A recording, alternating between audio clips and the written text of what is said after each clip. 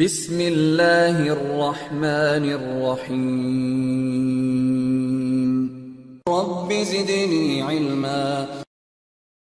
السلام علیکم ورحمۃ اللہ وبرکاتہ۔ محترم ناظرین، آئیے آج کی اس ویڈیو میں ہم معلوم کرتے ہیں امام عبداللہ بن مبارک رحمہ اللہ کی مختصر سی زندگی۔ امام عبداللہ بن مبارک رحمہ اللہ 118 ہجری مرو میں پیدا ہوئے۔ امام ذہبی رحمہ اللہ جب ان کا تذکرہ اپنی کتاب میں کرتے ہیں سیر و اعلام النبلاء میں، تو لکھتے ہیں کہ متقیوں کے امیر یکتائے زمانہ شیخ الاسلام عبداللہ بن مبارک رحمہ اللہ۔ آپ کو کئی القاب سے ملقب کیا جاتا ہے، مثلا فخر المجاہدین، زعیم الزہاد، لیکن ابن مبارک سے آپ مشہور ہیں۔ آپ کو سفار بھی کہا جاتا ہے کیونکہ آپ بہت زیادہ سفر کرتے تھے، تجارت کے لیے، جہاد کے لیے، حج کے لیے، اس طرح آپ زیادہ سفر کرتے تھے، اس لیے آپ کو سفار بھی کہا جاتا ہے۔ امام عبداللہ بن مبارک رحمہ اللہ کی خصوصیات کی اگر ہم بات کریں تو عبداللہ بن مبارک رحمہ اللہ حدیث میں بہت ہی زبردست عالم تھے۔ حدیث میں آپ کو زبردست عالم بنانے والی دو چیزیں، ایک آپ کی قوی ذہانت اور نمبر 2 سلیم طبیعت۔ اہل علم جانتے ہیں فن حدیث کے لیے بلکہ تمام فنون میں مہارت حاصل کرنے کے لیے قوت حافظہ اور طبیعت سلیمہ کا کتنا اہم رول ہوتا ہے۔ آپ کی دوسری خصوصیت یہ ہے کہ آپ روایت حدیث میں بہت ہی محتاط تھے، اسی لیے روایت حدیث میں آپ کو ثقہ ثبت مانا جاتا ہے۔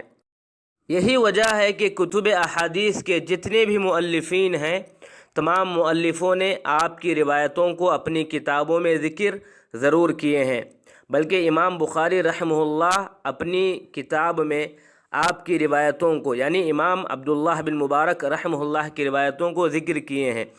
اس سے اندازہ لگا سکتے ہیں کہ آپ کتنے محتاط تھے اپنی روایت کرنے میں۔ آپ کی تیسری خصوصیت یہ ہے کہ علم حدیث کی تاسیس اور تدوین میں آپ کا بھی اہم رول رہا ہے۔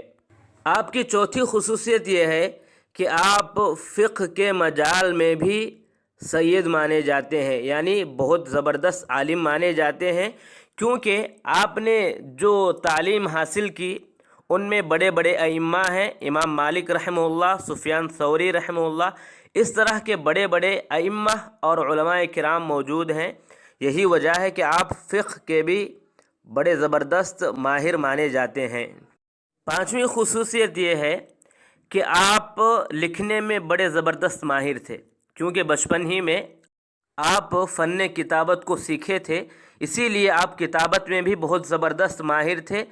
چھٹویں خصوصیت یہ ہے کہ آپ زہد و ورع والے آدمی تھے، خرچ کرنے والے آدمی تھے اپنے دوستوں پر، اور سفر کے دوران آپ کے ہمراہ جو بھی سفر کرتے ان پر خرچ کرنے والے، بہت زیادہ خرچ کرنے والے تھے۔ خود روزہ رکھتے لیکن دوسروں پر اچھے انداز میں خرچ کرتے تھے، سبحان اللہ۔ آپ کے اساتذہ کی اگر ہم بات کریں تو سلیمان تیمی، عاصم احول، حمید الطویل، ہشام بن عروہ، جریری، اسماعیل بن ابی خالد، اعمش، خالد حذا، یحییٰ بن سعید، حیوہ بن شریح، اوزاعی، ابن جریج، معمر، ثوری، ابن عیینہ، اس طرح کے کئی ائمہ ہیں جو آپ کے اساتذہ میں شامل ہیں۔ اور آپ کی تلامذہ کی اگر ہم بات کریں تو ابن وہب، ابن مہدی، ابو داؤد، عبد الرزاق ابن حمام، ابن معین، ابو بکر ابن ابی شیبہ، یحییٰ ابن آدم، ابو اسامہ، ابو سلمہ، مسلم بن ابراہیم، احمد بن منیع، یعقوب الدورقی، اس طرح کے کئی ائمہ کے نام آتے ہیں۔ امام عبداللہ بن مبارک رحمہ اللہ کے بارے میں نعیم بن حماد یوں فرماتے ہیں کہ عبداللہ ابن مبارک رحمہ اللہ اپنے گھر میں بہت زیادہ بیٹھا کرتے تھے۔ آپ سے کہا گیا کہ کیا آپ کو ڈر نہیں لگتا؟ تو فرماتے ہیں کہ ڈر کس بات کا، میں نبی اور ان کے صحابہ کے ساتھ رہتا ہوں۔ احمد بن سنان رحمہ اللہ فرماتے ہیں کہ مجھ تک یہ بات پہنچی کہ حماد بن زید کے پاس عبداللہ بن مبارک رحمہ اللہ آئے۔ حماد بن زید رحمہ اللہ کو ان کا وقار بہت پسند آیا۔ انہوں نے کہا کہ آپ کہاں سے ہیں؟ پہچانتے نہیں تھے تو انہوں نے پوچھا کہ آپ کہاں سے ہیں؟ عبداللہ بن مبارک نے کہا کہ میں خراسان سے ہوں، مرو سے۔ انہوں نے کہا، حماد بن زید رحمہ اللہ نے کہا کہ کیا تم عبداللہ بن مبارک نامی ایک آدمی ہے اس کو جانتے ہو؟ تو انہوں نے کہا ہاں میں جانتا ہوں، وہی ہے جو آپ سے مخاطب ہیں۔ حماد بن زید رحمہ اللہ فوراً اٹھے، ان کی تکریم کی، ترحیب کی اور ان کو سلام کیا۔ ابن حمید رحمہ اللہ یوں فرماتے ہیں کہ ان کے پاس یعنی عبداللہ بن مبارک رحمہ اللہ کے پاس ایک آدمی چھینکا اور اس نے الحمدللہ نہیں کہا، تو عبداللہ بن مبارک نے ان سے کہا کہ اگر کوئی آدمی چھینکے تو کیا کہے؟ تو انہوں نے کہا الحمدللہ۔ تو عبداللہ بن مبارک رحمہ اللہ نے کہا یرحمک اللہ۔ احمد عجلی رحمہ اللہ یوں فرماتے ہیں کہ عبداللہ بن مبارک رحمہ اللہ ثقہ تھے، ثبت تھے حدیث کے اعتبار سے بھی، اور نیک آدمی تھے، شاعر تھے، علم کے مجموعہ تھے۔ عباس بن مصعب رحمہ اللہ یوں فرماتے ہیں کہ حدیث، فقہ، عربی، لوگوں کی تاریخ، شجاعت، سخا، تجارت، محبت، تمام چیزیں آپ کے اندر جمع کر دی گئی تھیں۔ محمد بن عبد الوہاب فرہ کہتے ہیں خراسان نے 3 لوگوں کی طرح کسی اور کو نہیں نکالا۔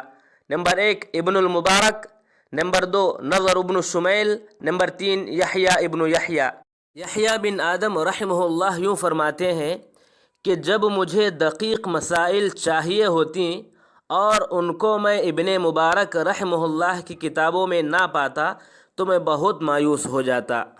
ایک مرتبہ یوں ہوا کہ امام عبداللہ بن مبارک رحمہ اللہ جب گاؤں میں پہنچے تو وہاں لوگوں کی بھیڑ جمع ہو گئی۔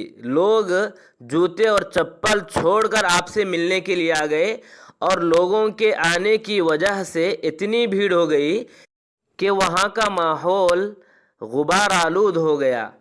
ہارون رشید کی جو باندی تھیں انہوں نے دیکھا تو پوچھا یہ کیا ہے، کیا ماجرا ہے، کیا بات ہے؟ تو ان سے لوگوں نے کہا کہ خراسان کے ایک عالم آئے ہوئے ہیں۔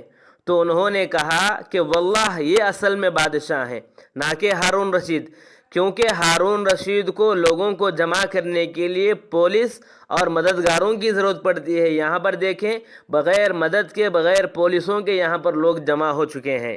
اسی طرح امام اوزاعی رحمہ اللہ عبد الرحمن بن زید جہضمی سے یوں فرماتے ہیں کہ کیا آپ نے کبھی عبداللہ بن مبارک کو دیکھا؟ وہ فرماتے کہ نہیں، میں نے نہیں دیکھا۔ تو امام اوزاعی رحمہ اللہ فرماتے ہیں کہ اگر آپ ان کو دیکھ لیتے تو آپ کی آنکھیں ٹھنڈی ہو جاتی۔ سبحان اللہ۔ اسماعیل بن عیاش رحمہ اللہ یوں فرماتے ہیں کہ ابن مبارک رحمہ اللہ کی طرح اس دنیا میں کوئی نہیں۔ اللہ نے اس دنیا میں جتنی بھی اچھی اور نیک خصلتیں رکھی ہیں، ہر خصلت آپ کے اندر موجود تھی۔ عبد الرحمن بن مہدی رحمہ اللہ یوں فرماتے ہیں کہ ائمہ 4 ہیں: سفیان، مالک، حماد بن زید، ابن مبارک رحمہ اللہ۔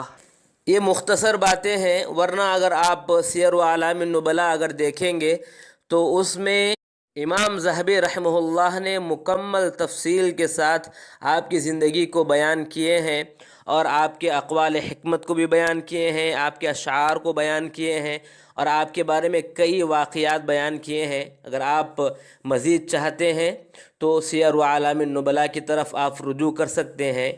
اللہ سے دعا ہے اللہ تبارک و تعالی امام عبداللہ بن مبارک رحمہ اللہ کی تمام خدمتوں کو قبول فرمائے اور ان کو بہترین بدلہ عطا فرمائے، اور جنت الفردوس میں اعلیٰ مقام عطا فرمائے۔ آمین یا رب العالمین۔